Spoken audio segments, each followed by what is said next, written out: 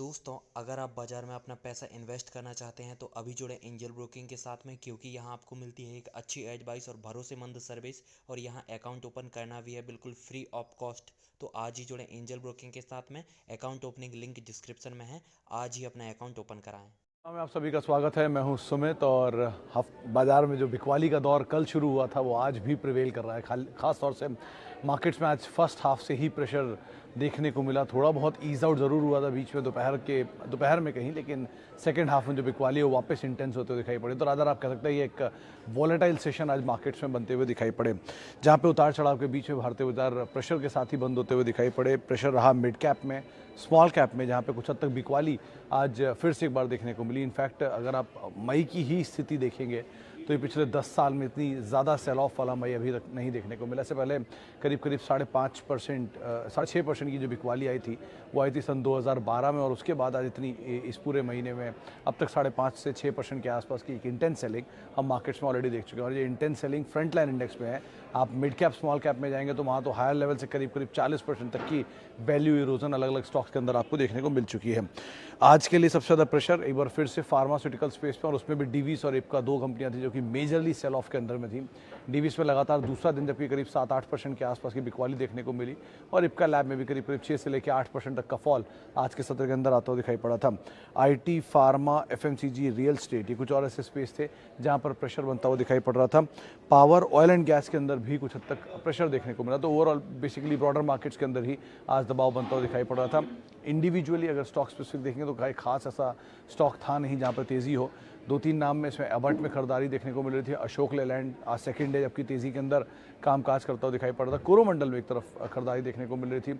आज एक प्रेशर आया था पूरे ही शुगर स्पेस में, जबकि गवर्नमेंट ने एक्सपोर्ट के ऊपर बैन लगाने की बात की, तो वो एक्सपोर्ट का बैन का नोटिफिकेशन उम्मीद है कि शायद आज शाम तक आ जाए। वो एक्सपोर्ट बैन की खबरों के बीच में पूरे स्पेस के अंदर बिकवाली थी, क्योंकि ऑब्वियसली बात है जो रियलाइजेशन टूटेगा एक्सपोर्ट कंपनियों का, जो मेटल में हुआ, जो वीट में हुआ, वो शायद यहाँ पर होता हुआ दिखाई पड़ेगा। तो उसका एक इम्पैक्ट ये स्पेस पे देखने को मिला। तो इसीलिए पूरा ही शुगर स्पेस जो प्रेशर में काम काज कर रहा था। नंबर्स का इम्पैक्ट था। गुजरात अल्कली ऐसी कंपनीज में नंबर थे, इप्का ऐसी कंपनी में नंबर थे, जोमेटो में नंबर्स के बाद एक अच्छी मूव आते हुए दिखाई पड़े आज के सत्र में। डिस्पाइट उनका लॉस बढ़ा है, लेकिन otherwise in between the line जो है नंबर थोड़ा बेटर साइड पे बोल रहे हैं। इसलिए ब्रोकर हाउसेस भी स्टेबल टारगेट, 100 रुपये के ऊपर के टारगेट्स दे रहे थे।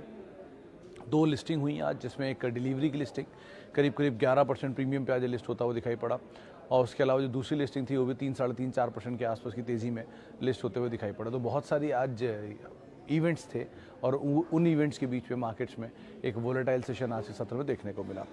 चलिए अब सवाल जवाब का सिलसिला शुरू कर लेते हैं और बातचीत कर लेते हैं कुछ सवालों को लेकर भी। जो पहला सवाल मेरे पास आया है उसमें है, मेरा पहला सवाल कहाँ गया?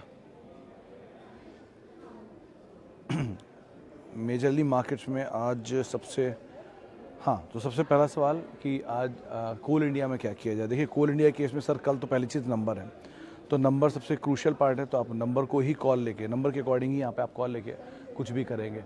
अनुमान ये लगाया जा रहा है करीब $400 के आसपास के एक्सपोर्ट के प्राइसेस, कोल के प्राइसेस पहुँचे थे। तो एक्सपोर्ट फ्रंट पे जो रियलाइजेशन है वो थोड़ा बेटर साइड पर दिखाई पड़ेगा, और उस बेटर साइड पे जो रियलाइजेशन है उसका एक इम्पैक्ट शायद आता दिखाई पड़ेगा। तो उस लिहाज से कोल इंडिया के नंबर्स देखिएगा। हालांकि डिविडेंड वाला पार्ट क्रूशियल है, क्योंकि अभी कोल इंडिया की प्रेजेंट सिनेरियो में करीब 12-13 रुपये पर शेयर कमाते हैं साल भर में, और रफली 10-12 रुपये के आसपास का ये पे आउट भी कर देते हैं। तो डिविडेंड रील तो अच्छा है, तो उस हिसाब से आप इसको देखिए। लेकिन अदरवाइज़ अगर आप देखना चाह रहे हैं तो कोल इंडिया के नंबर्स के बाद ही कोई भी कॉल लीजिए, ज़्यादा बेटर आपको आइडिया लगा पाएंगे। अच्छा, how much steam is still left in Deepak nitrite you feel considering the huge return it has given? Anil साहब, देखिए, ये स्टीम को आइडेंटिफाई करने के कुछ तरीके होते हैं। देखिए, अगर वो शेयर चला है किसी एक कंपनी, क्योंकि केमिकल के केस में एक बहुत ही क्रूशियल चीज़ होती है इनके प्राइसेस, क्योंकि चाइना में सप्लाई नहीं आई थी और वो डोमेस्टिक फ्रंट से जो कंपनी है वो सप्लाई करने लग गई थी, तो रियलाइजेशन बेटर हुए। तो वो रियलाइजेशन बेटर जो थे वो नंबर्स के अंदर रिफ्लेक्ट हुए। अब वो रियलाइजेशन वाला पार्ट आगे कितना रहेगा कंटिन्यू, ये मुश्किल है कहना। किसी ज़माने में सेम कहानी हुई थी ग्रेफाइट इंडिया और HEG में, जहाँ पर shortage of supplies I system में, और ये बड़े प्लेयर बन के सामने आए, और इन दोनों ने सप्लाई करी और शेयर 4000 तक के दाम भी दिखा के गया, स्पेशली HEG में। फिर वापस वो ईज आउट हो गया, तो वो दोबारा दाम वहाँ नहीं आते हुए दिखाई पड़े। तो वो सप्लाईज बनेंगी नहीं बनेंगी कहना मुश्किल है। हैविंग सेड दैट, लेकिन दीपक नाइट्राइट इतनी कोई बुरी कंपनी नहीं है कि आप इसमें यही वेट करें कि ये क्रैश हो गया और ख़त्म हो जाएगा। अच्छी कंपनी है, थोड़ा ईज आउट हो रहा है, होने दीजिए, सिचुएशन को होल्ड करिए और एटलीस्ट आप इसके क्वार्टर बाय क्वार्टर नंबर्स को रिव्यू करते रहिए। अगर quarter by quarter number stable भी आते हैं ग्रोइंग की बजाय, तो भी एटलीस्ट ये क्लियर है कि ये कंपनी ने अपने नंबर्स को मैनेज कर रही है और ये सिचुएशन डिमांड वाली ख़राब नहीं है, नई कैपेसिटी एडिशन का फ़ायदा हो रहा है। तो सो फार तो कंपनी क्वालिटी में सवाल नहीं है, वो सिचुएशन, प्राइसेस, ग्लोबल सिनेरियो जो केमिकल में चलता है उसको जरा एक बार को देखकर फिर आप कॉल लो। वैसे इस समय तो बाज़ार में सब कुछ ही बिक रहा है, मतलब अच्छी से अच्छी कंपनियों को बाज़ार में बहुत ही बुरा रिस्पांस मिल रहा है। डीवीस के नंबर्स ख़राब थे, कॉन कॉल ख़राब थी, इतनी नहीं थी कि निफ्टी के स्टॉक को 15% 2 दिन में धो दिया जाए, या इफ्का के नंबर्स में बिकवाली थी 8% तोड़ दिया। तो ऐसी इतनी बुरी भी सिचुएशन नहीं है जिनसे बाज़ार रिएक्ट कर रहा है। तो ठीक है, ओवर रिएक्शन होता है बहुत बारी, होने दीजिए, वो कोई दिक्कत नहीं है। जब वापस बाज़ार घूमेगा तो यही कंपनियाँ आएंगी, कहीं और से कोई नई कंपनी नहीं आ जाएगी। तो इसलिए आप उस कंपनी से दूर रहिए जिनके लॉसेज हैं, उस कंपनी से दूर रहिए जहाँ पे प्रमोटर इशूज़ हैं, उस कंपनी से दूर रहिए जहाँ पे डेट है या इंटरेस्ट आउटगोज ज़्यादा है। लेकिन उनमें कोई दिक्कत नहीं, जो कैश रिच हैं, केपेक्स है, बढ़िया प्लांट है, बढ़िया प्रोडक्ट है, उनमें आप आराम से बने रह सकते हैं। अच्छा जी, आगे बढ़ते हैं। और United Spirits and TCS, sir दोनों में आप एवरेज कर सकते हैं सिंह साहब, यूनाइटेड स्पिरिट्स में भी और TCS में भी, क्योंकि TCS भी बहुत रीजनेबली फेयरली प्राइस्ड है। चलिए अगर मैं बायबैक के प्राइस को हटा दूँ, 4500 रुपये का बायबैक प्राइस है, उसको हटा भी देता हूँ, क्योंकि ये बायबैक प्राइस 3700 रुपये के आसपास आया था। 3700 रुपये से टूट के TCS शेयर 3300 की रेंज में रिसेंटली आया था। 400 रुपये का correction, which is Fairlie enough, 11% के आसपास का करेक्शन आप मान सकते हैं कि ठीक ठाक करेक्शन है। तो एवरेज करने लायक या थोड़ा थोड़ा लेने लायक तो ये बहुत दिख रहा है। ऑब्वियसली क्वालिटी में तो कोई सवाल उठता नहीं, जैसे प्राइस ही का ही मामला है जिसको आपको मैनेज करना है। लाइकवाइज यूनाइटेड स्पिरिट्स 1000 रुपये के आसपास का हाई बनाया था, 1008 था शायद मेरे ख्याल से हाई, और उसके बाद करेक्ट होकर 700 रुपये की रेंज मैंने देखा था लास्ट में, तो 790 या 780 जो भी प्राइस था। तो इतना रीजनेबली करेक्शन वहाँ भी 30% के आसपास का आ चुका है। तो कंपनी क्वालिटी दोनों में ही ख़राब नहीं है, क्वालिटी दोनों बढ़िया है। वो लार्जेस्ट प्लेयर है लिकर का, वो largest IT company, largest second largest Indian company है, तो उसमें कोई इशू नहीं है। लेकिन हाँ, धीरे धीरे अगर आप स्टैटिक वे में एवरेज करना चाहते हैं, SIP चलाना चाहते हैं, तो आप ज़रूर इनके अंदर जा सकते हैं। Mindtree and Info Edge में भी सर मैं यही बोलूँगा, इन्फो एज को नहीं, लेकिन हाँ माइंड ट्री को तो यही बोलूँगा कि आप यहाँ पर भी ऐड कर सकते हैं थोड़ा थोड़ा। इन्फो एज को केस में मैं इसलिए एक बार को स्केप्टिकल हूँ इंडिया मार्ट और इन्फो एज दोनों में, क्योंकि वहाँ पर जो इन्वेस्टमेंट वैल्यू है वो बहुत कुछ डिपेंड करता है। आज इन्फो एज चल गया होगा क्योंकि वो ज़ोमैटो के शेयर में उछाल था, तो लाइक वाइज वो इन्वेस्टमेंट की वैल्यू बढ़ रही है, इसलिए स्टॉक की वैल्यू बढ़े तो बात अलग है। कारोबार की वैल्यू बढ़ रही है, कोर कारोबार की, और उसके बाद शेयर की वैल्यू बढ़े तो बात अलग है। तो इसीलिए उसको एक बार को अवॉइड करिए। लेकिन हाँ, mind tree L&T infotech merger का वो है ट्रिगर है, और उसके टाइम लाइन्स हैं, डेट्स हैं, प्रोसीजरल रीज़न है, तो ये बहुत लंबे समय तक एक ही रेंज में रहेगा। तो अगर आप बहुत लंबे तक उस रेंज को हैंडल कर सकते हैं तो आप देख लीजिए। लेकिन हाँ, रीजनेबल करेक्शन IT स्पेस में हम देख रहे हैं, ऑलरेडी करेक्शन काफ़ी आ चुका है, तो वहाँ पर अब बहुत ज़्यादा शायद कुछ खोने के लिए ना भी हो, क्योंकि एक बड़ा झटका ले चुके हैं हम, 40% 45% तक शेयर टूट चुके हैं वहाँ पर। ओके, TCS इन्फी IT में है और HCL लेना चाह रहे हैं। ऋषभ साहब, ऑलरेडी 2 कंपनियां हैं और दोनों मेजर आपके पास है, तो अगर आप लेना भी चाहें तो एक माइनर लीजिए, क्योंकि आप 3 मेजर पे चले जाएंगे। TCS, इन्फी, HCL तीनों ही लार्जेस्ट प्लेयर हैं। 5 टॉप कंपनीज जो हैं उनमें TCS, Infy, HCL, Tech Mahindra, Wipro, ये 5 बड़ी कंपनियाँ हैं, और इनमें से 2 आपके पास ऑलरेडी हैं। तो अगर आप लेना ही चाह रहे हैं IT में, मतलब ये तब होगा जब आपका बाकी पूरे पोर्टफोलियो का कुछ हिस्सा हो जाए, तो आप इसमें माइनर IT ढूंढ सकते हैं, जिसमें आप L&T Tech, Tata Elxsi, Oracle Financial, इनको शामिल कर सकते हैं, जिससे डिविडेंड भी आपको अच्छा हो जाएगा। ओरेकल जिसमें सबसे ऊपर आता है, लेकिन इनको फ्रंट लाइन में ऑलरेडी 2 पोजीशन हैं, तो अगर पूरा फ्रंट लाइन टूटेगा तो ये भी सब निकल जाएंगे। तो इसीलिए हेज करने के लिए वो ज़्यादा बेहतर रणनीति बन सकती है। दूसरी चीज़ ये ज़रूर ध्यान रखिएगा कि पूरे IT का अगर 100 है तो 30 ही हो, ये तीनों मिला के, ऐसा ना हो कि पूरा ही यही हो, तो आपके लिए रिस्क प्रोबेबिलिटी बहुत ज़्यादा होगी पोर्टफोलियो में। अगर कभी IT टूटा तो पूरा पोर्टफोलियो साफ हो जाएगा, तो उस हिसाब से आपको यहाँ कॉल लेनी होगी। Okay, HDFC bank not giving return next 5 year. Mishra साहब, आप पिछले 5 साल देखेंगे तो आपको खुद ही समझ में आ जाएगा इसने रिटर्न कितना दिया है, और पिछले 10 देखेंगे तो आपको तो समझ में आ ही जाएगा कि ये एग्जॉर्बिटेंट रिटर्न देने वाला बैंक है। तो हर साल बाजार 2021 नहीं होता, हर साल उस तरह के बड़े रिटर्न आप एक्सपेक्ट मत करिए मार्केट से। Over a period of time market अपने आप को एडजस्ट करके 10-15% ही कर देगा। 5 साल नहीं रिटर्न देगा, 1 साल में 50% दे देगा, लेकिन एंड में एवरेज आपका 10-15% ही आएगा। 15% रीजनेबली अगर कोई स्टॉक रिटर्न दे रहा है साल में, तो उसको आप अच्छे स्टॉक की कैटेगरी में डालेंगे।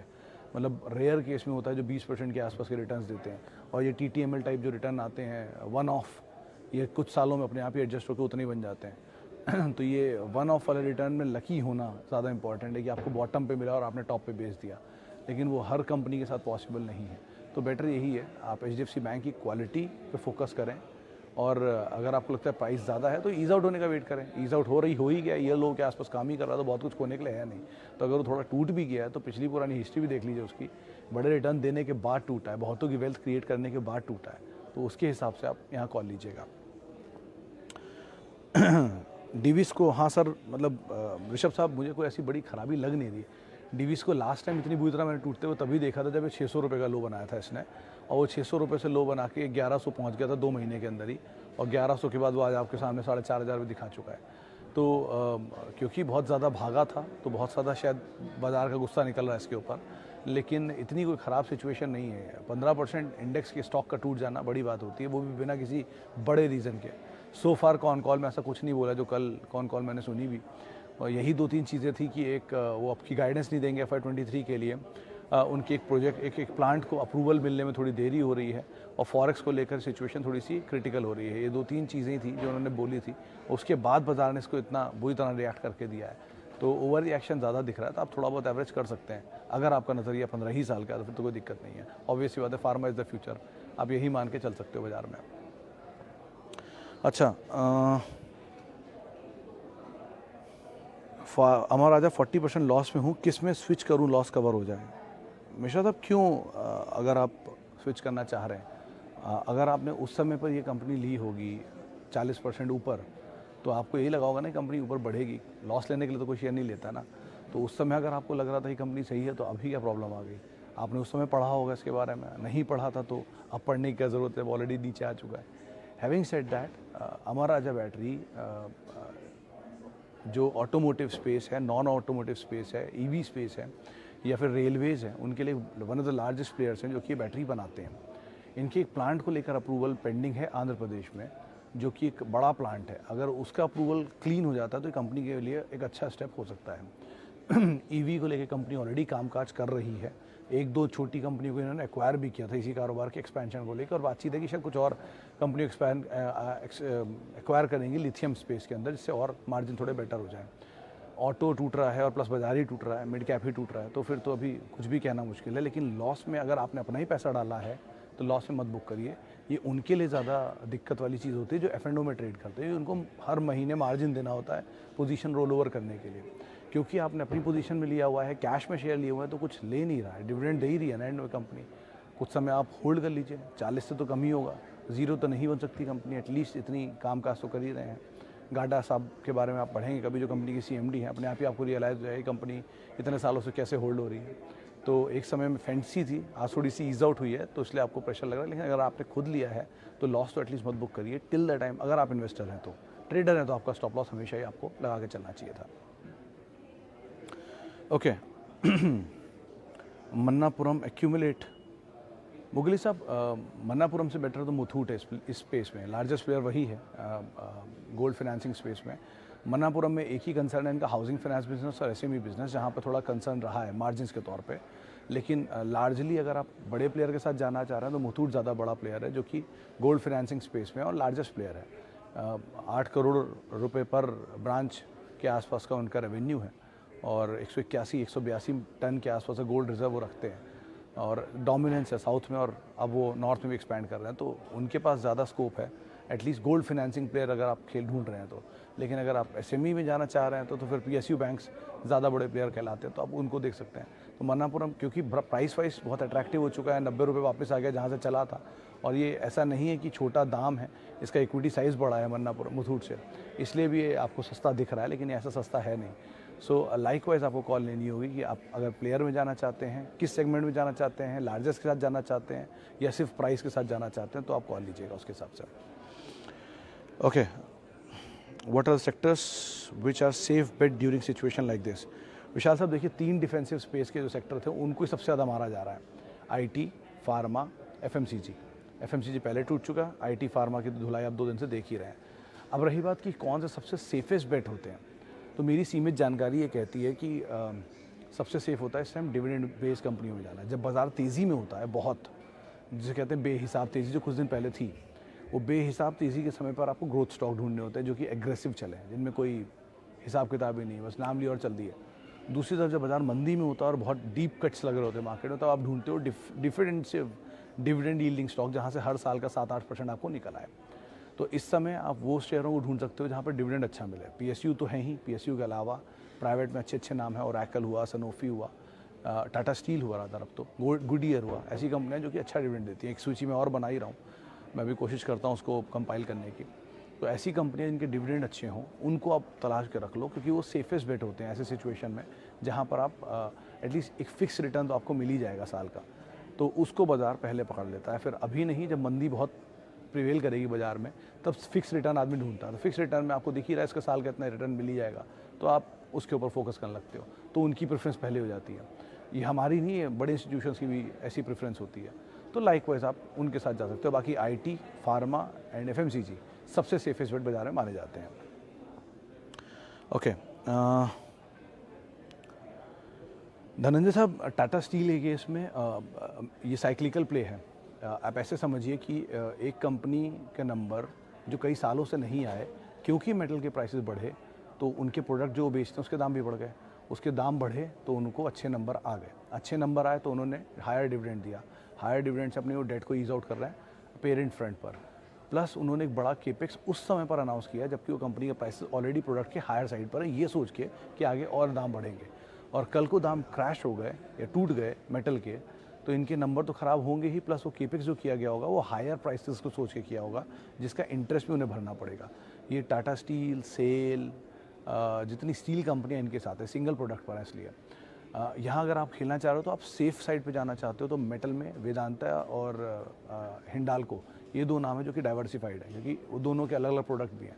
इसमें हिंडाल्को मेजरली एक्सपोर्ट पे है और 2 बड़ी सब्सिडरी हैं जो कि बाहर है, तो 70% 60% रेवेन्यू उनका बाहर से आता है। वेदांता की इसमें क्या है कि वो डिविडेंड अच्छा देता है, तो डिविडेंड पे ऑफ भी वहाँ पर ठीक ठाक होगा, तो आप उनको कॉल ले सकते हो। लेकिन एसआईपी, यहाँ पे एसआईपी आप तभी सोच के लेना क्योंकि over a period of time इनकी क्या प्राइस रियलाइजेशन बैठती है उसके हिसाब से, साइक्लिकल है ये वैसे नहीं चलते, तो साइक्लिकल के हिसाब से एसआईपी लेना और स्टैटिक वाली कंपनी में एसआईपी लेने में बड़ा अंतर है, तो आप उस हिसाब से यहाँ कोई कॉल लीजिएगा। चलिए, अच्छा, इतने सवालों को मैं शामिल करूँगा, माफ़ी, बहुत सारे लोगों से जिनसे आज हम बातचीत नहीं कर पाए, और बहुत बहुत शुक्रिया उन सभी लोगों का जिन्होंने सवाल पूछे। आप मेरे साथ जुड़ सकते हैं @सुमित रिसर्च मेरा ट्विटर हैंडल है। आपसे कल मुलाकात होगी, तब तक के लिए नमस्कार।